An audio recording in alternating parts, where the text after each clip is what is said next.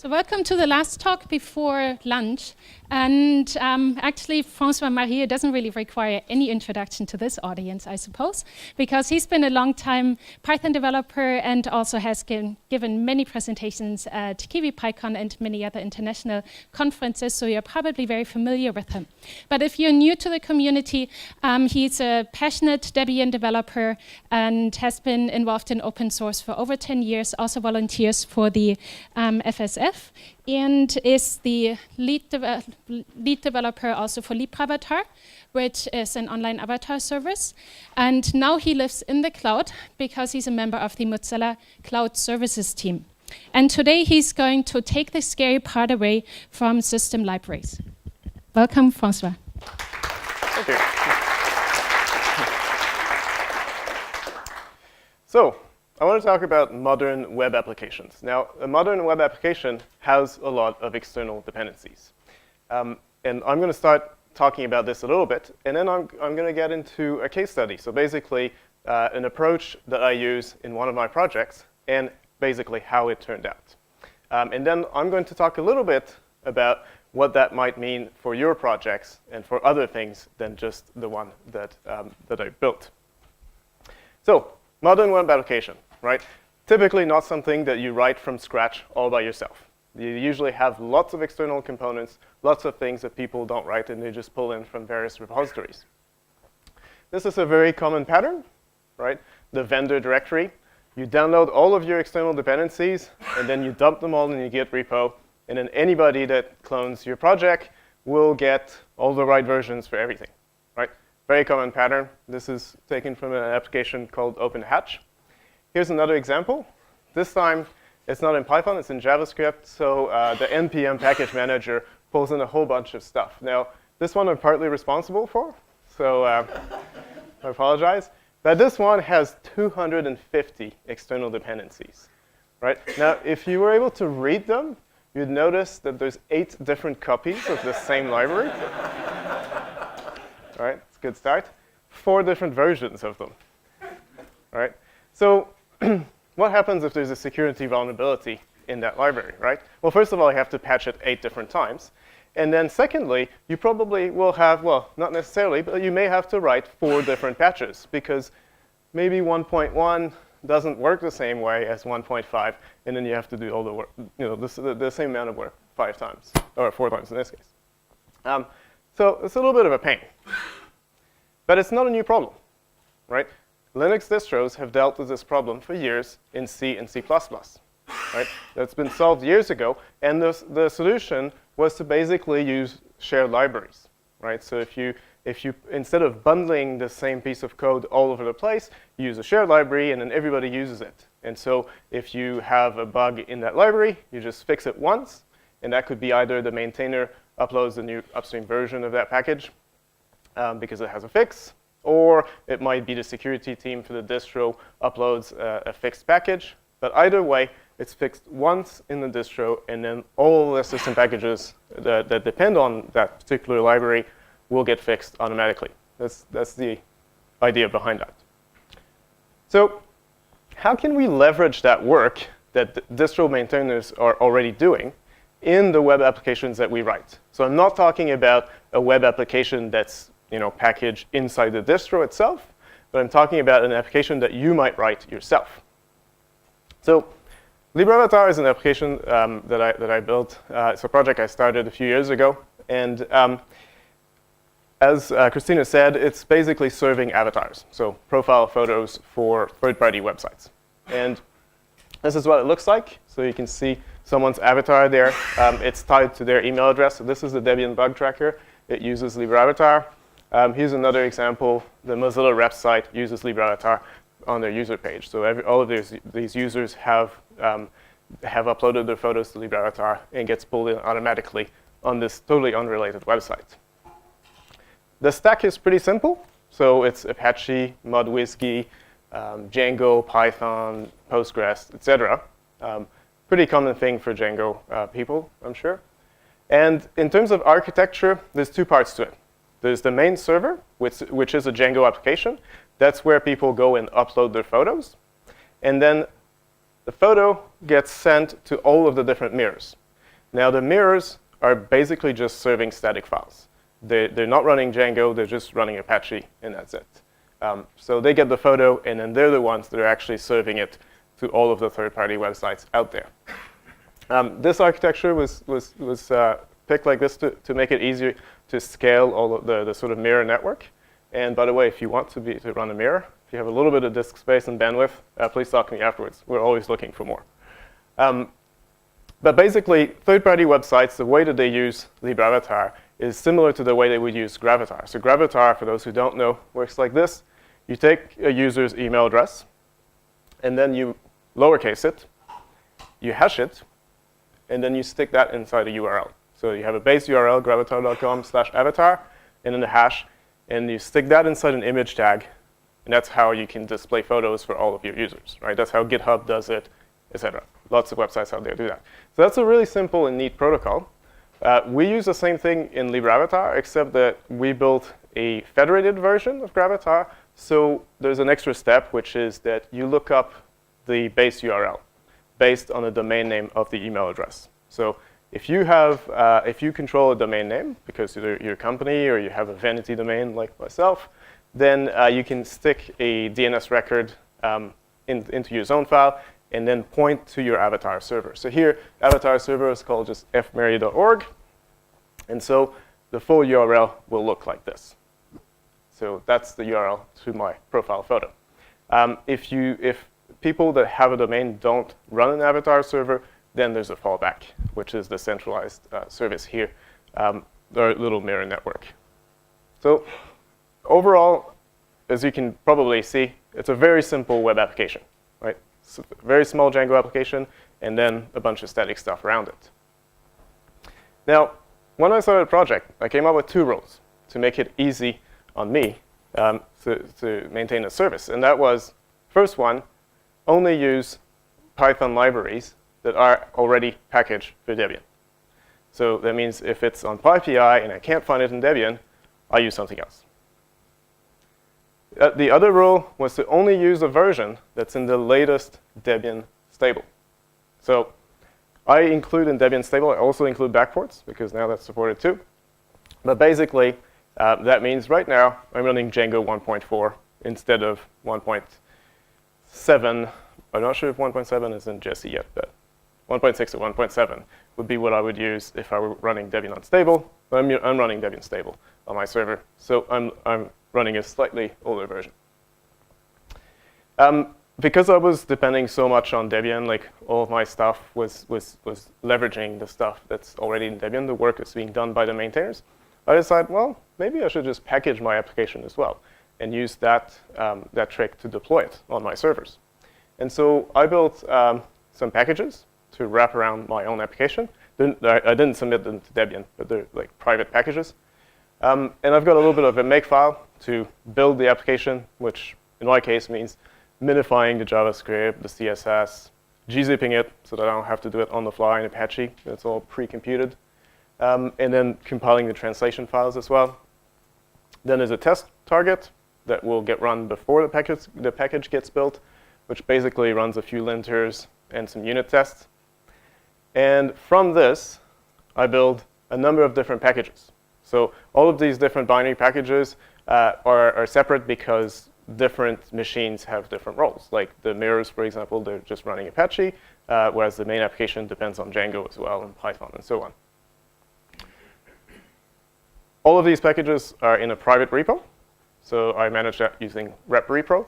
But you could also use, if you had Ubuntu as a target, you could use Launchpad PPAs. And I use Fabric to basically SSH into servers automatically and then keep things up to date for the machines that I maintain. Now, for the machines that I don't maintain, because there's quite a few mirrors that are run by community people, those people only have to keep their systems up to date. And then as long as they have my repo in their sources, then the application will be kept up to date. So it's very, very low maintenance for those people. I mean, they should probably be doing this already. So it's not really anything new. Now, how did it go? Right? What's my experience using sort of fairly restrictive rules like this? Well, the first thing that I noticed is not a big surprise. My choice of libraries is actually pretty limited. And a concrete example of that was when I was trying to find a library to use Gearman. Gearman is a queuing system that I use in libRavatar. I really wanted to use the bottom one because it's a nice Pythonic wrapper around that queuing system. And, but it wasn't in Debian Squeeze, so I started this project on Debian Squeeze. And so I looked around, and I found this other thing up there, which looked a bit weird. But that's because those are Python bindings to the C library. So really not that nice to use, but at least it wasn't Debian. So I picked the top one. Now I could actually switch to the bottom one, funny enough, because that one is in Wheezy now. But it kind of works, so I haven't bothered to move yet. But basically, the point here is that sometimes you have to pick a less interesting library if you want to restrict yourself to stuff that's in Debian. Now, of course, what you could do as well is you could actually package it for Debian, and then it will be in the next release. In the meantime, you could stick it in your private repo and keep it up to date yourself, that kind of stuff. But it is certainly something to keep in mind. That said, there's a lot of stuff in the Debian archive. There's a lot of the Python packages. And in my experience, like whenever I've needed something, there was like a Python library, maybe not exactly the one I wanted, but there was a lot of stuff already in Debian that I could rely on. So I was a little bit surprised, like over 2,000 Python packages. Now that's way less than PyPI, but that's not to say that everything in PyPI is actually useful or desirable to use, right? That's like well, you could package it for Debian if you really cared about the package. So another point that was made is that you can't use the latest features, right? If you're stuck on Django 1.4, there's a bunch of cool stuff in Django 1.7 that I can't use yet, right? And that's true. But I started on Django 1.0, and then I was all excited upgrading to 1.2, getting to use the new features. Then I upgraded to 1.4. Get some more new stuff. Basically, I don't know yet what's in 1.7, so I don't miss it. I'll find out when I upgrade to Jesse. But yeah, it is a concern. Like you're a little bit behind in terms of Django versions. But Django is actually pretty stable. Like it's quite usable and nice at the 1.4 version. So it's not like like everything is broken in 1.4 and you need to upgrade to 1.7 immediately. This was a little bit scary. The upgrade from Squeeze to Wheezy was a little bit scary because all of a sudden I had new upstream versions of Apache, Postgres, Django, Gearman, and it was like, that's like in some cases it was a big jump. So I was a little bit apprehensive because I thought, well, it might take me a while. So I set aside a bit more time than I thought I needed to do this upgrade. But I was surprised. It turned out that while it was a little bit scary, it went really smoothly. Turns out that Django has really good documentation on how to upgrade to the next major version, and follow the guides, and then tweaked a few Apache things, and in the end, it was actually pretty easy. But it's only once every 2 or 3 years that you have to upgrade to a new distro version, so it's not a huge deal. But you do want to put aside a little bit more time because it takes a little bit longer than if you just keep up to date, every week or every month. So something to keep in mind. Overall, my experience has been that maintaining libRavatar has been very nice because it's been very, very low maintenance, which is great because it's not my full-time job. It's just a hobby. And the last thing I want to do in my hobby is just, bump library versions all the time. Like I'd rather work on new features and closing interesting bugs and that kind of stuff than just do boring sysadmin work, basically. If you're a sysadmin, I apologize. I appreciate your work, but I don't want to be a sysadmin. I did run into a few problems. The main one was that I optimized for sysadmining this service, right? Not for developers. And the reason why that's a problem, well, it's great for me because I'm the sysadmin, and so I have a lot less work to do because of the fact of the decisions that I made here. But it made it quite a bit harder for new developers to actually join the project, set up the development environment, do all of that stuff. Because I rely heavily on all of the stuff that's in Debian. Like I install cron jobs, I create different users for security reasons, And all of this is set up nicely when you install the packages, but it's a bit of work to actually set it up yourself. I've documented it on the wiki, but it's quite a few steps, and it's a big barrier. So what I'm working on right now is a Vagrant script that will automate that. So first step, of course, is to document how nasty it is. Second step is to actually script it. And so that's what I'm doing now to try and overcome that barrier. But if you optimize for sysadmining something, make sure that you give some thoughts as to like how are newcomers going to figure out how to install your stuff. I think that's a pretty important thing. The other thing is that at some point, I think it was the upgrade from Squeeze to Wheezy, the version of jQuery that I use, which of course is the version that's in Debian, stopped being minified. And that's, it's a little bit unfortunate because jQuery is kind of big. It is actually gzipped, so it's not as bad as it seems. But it was a little bit annoying. The reason for that was that someone had filed a bug in Debian and said, well, there's a minified version that has been minified upstream that Debian ships. And that's a big no-no because basically a minified JavaScript file is kind of like a binary file. You don't know what's in it. You can't debug it. You don't even know which source it comes from, right? So the fix for Debian was that we need to actually minify it ourselves in the build step of the package. But because that's a completely different package that I just depend on in my application, then I was exposed to that bug. Now, it's not a serious bug. I haven't really worried about it too much, and it's fixed in Jessie. But this is just to say that, you may be exposed to things like this when they happen. So when you notice something like this, then you kind of have two options. Well, three. I chose the third one, which is to ignore it, but because it's not a huge deal. But you could actually fix the package, like fork the package, stick that in your own personal repo, and then it's all fine for your needs until it gets fixed in Debian. Or you could actually work with the Debian maintainer if you catch it in time, and then get it fixed so that it's never a problem for you. But yeah, something to keep in mind again. Another thing that's worth pointing out is that there is this package in Debian called Unattended Upgrades, which is really neat. Basically, it runs apt-get update, apt-get upgrade on cron once a day and installs security updates automatically. So, some people don't really like to do that. That's fine. If you're on top of all of your servers, you can do that yourself and test it and stuff. But if you have a bunch of servers and you don't have that much time, it's probably better to install that than to just leave them not updated, ever.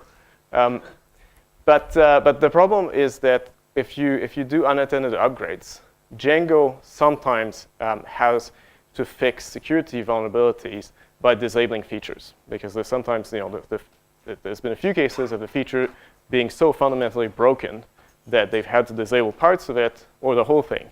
And so if you're using that feature in the application and you have an unattended upgrade, the application will break. So you probably want to not have unattended upgrades and test it, quickly after doing an upgrade yourself or in your staging environment, whatever, rather than having things be done automatically.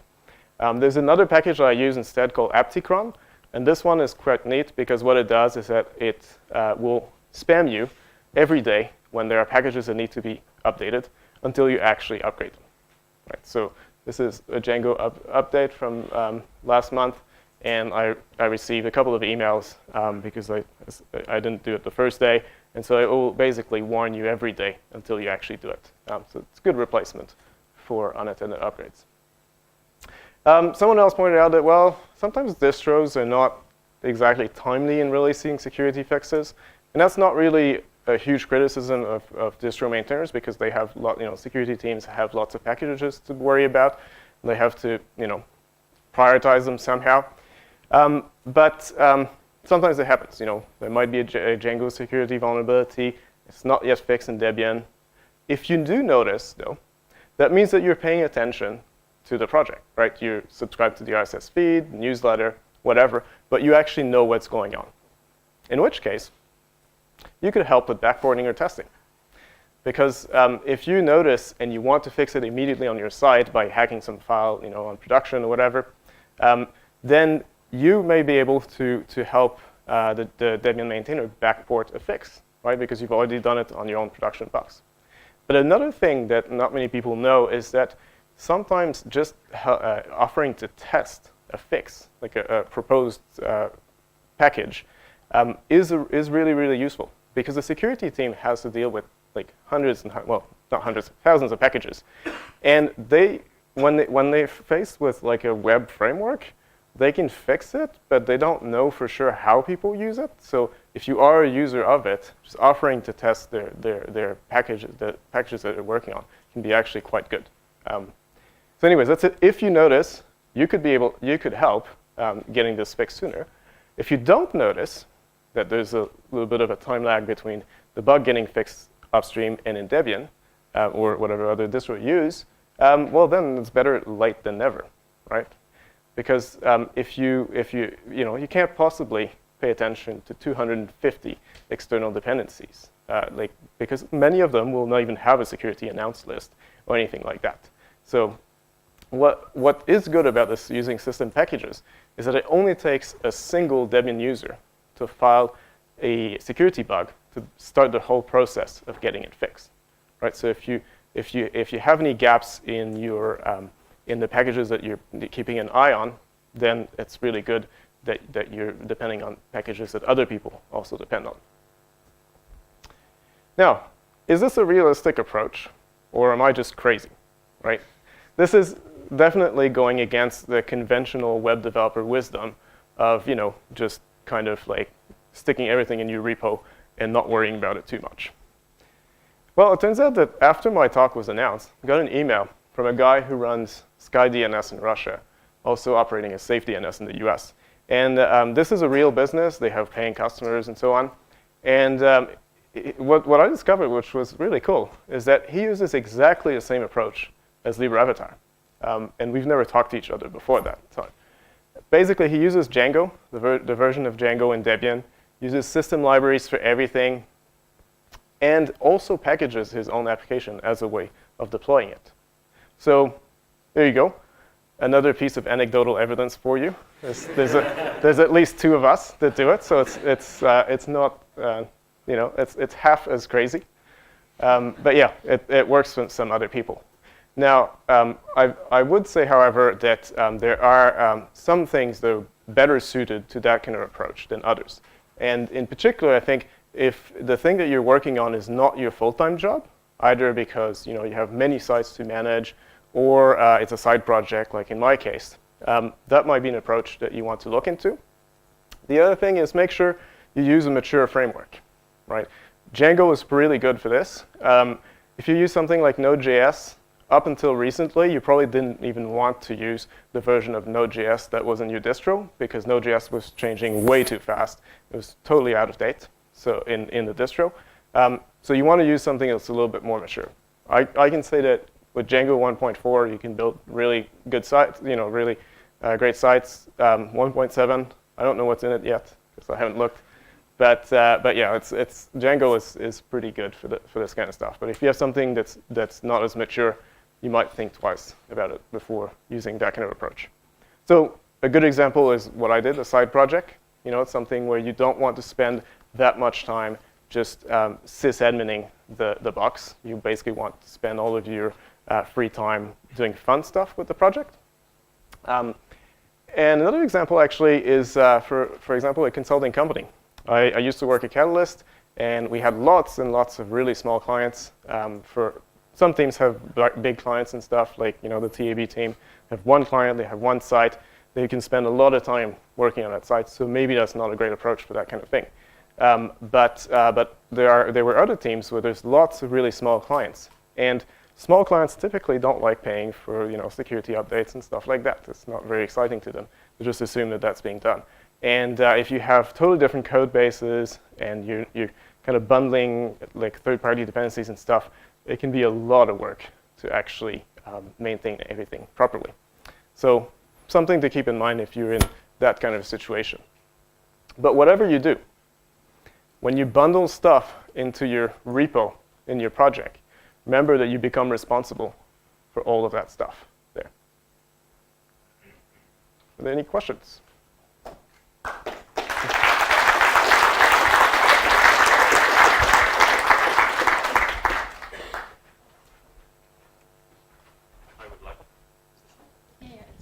I would like to add another piece of anecdotal evidence to your list. It is only a third as crazy as you think it is. I've recently been involved in deploying a microservice, and we used exactly the same system with a couple of differences. The first was we picked the technology that we wanted to use first. We decided we wanted to use Pyramid, we wanted to use Python 3, and then we found that Pyramid and Python 3 isn't packaged in Debian, and neither are a whole lot of other things. So we spent the time to write the packages and get them in Debian and put them into a PPA for Ubuntu. That worked. I'd say it was a success, but I spent far too much of my time packaging upstream libraries. And I would like anyone in this room who is an upstream author to please double check that you are licensing your code properly, because about 50% of you do not, and it is a royal pain in the ass. But otherwise, the system works, and it's really good. You should leverage Distribution's security team, because those guys are awesome. Yeah, and one thing that I would add as well is I was talking to Leon earlier, and he pointed out that, like, actually if you want to have more recent versions and stuff, you could actually potentially switch to instead of going for LTS releases on Ubuntu server, you could go for the 6-monthly one and get fresh stuff a little bit earlier. But of course, that means that you have to do more distro upgrades, like 4 times as many. But I will also echo this is not a ridiculous way to go, because it gets you downstream of the distro licensing reviews. And if you don't license your stuff properly, it goes to all rights reserved, which means nobody else is allowed to use it. So yes, I echo the please license your stuff properly. But yes, this works with RPM as well, and it's really, really important if you're in a polyglot programming shop. So if you're deploying Perl and Python and PHP and Ruby and Java and all sorts of different things, distros abstract away all of the language-specific differences for you. So yes, yeah, it's not ridiculous. So it's 4 people. Right. So it sounds like I get to be the dissenting voice. All right. Might even say the voice of reason. So seriously, this is a reasonable way to go, but PyPy is also a distribution and packaging system, and it's got exactly the same characteristics as the distros, except it's not binary because it's Python, and you don't really need binary, and wheels make that a vague statement, so ignore that. And I think one of the things I've run into using just use distro packages as a mantra is that distro packages don't always coexist. Particularly when you're going through major revisions of Django and so on, you can have situations where you can't coexist. So you have to dedicate an entire machine to running your web app, or you have to bring in containers. And until recently, there wasn't really a good answer for that. So I think the risk you've got with this approach is that you're going to actually have a higher dependency tree to have anything working at all in a consistent fashion than if you just said, hey, look, Python, virtualenv, pip install, done. And you can put pip install -u in Chrome with exactly the same characteristics as your unattended upgrades and no change in sort of impact on quality and for testing and so on. In that, both of those, you need to pre-prod, prod, test, make sure it works before you deploy it, or else things will randomly break. And personally, when I'm doing spare time sysadmining, the last thing I want is a service that I wasn't thinking about to stop working at 3 a.m. on Sunday morning. I want it to always be working. So change control and having that go through automated testing and essentially validation that it works is something you didn't touch on unless I missed it in the talk. And I think it's a critical part of a production environment. Yep. Fair comment. Anybody else?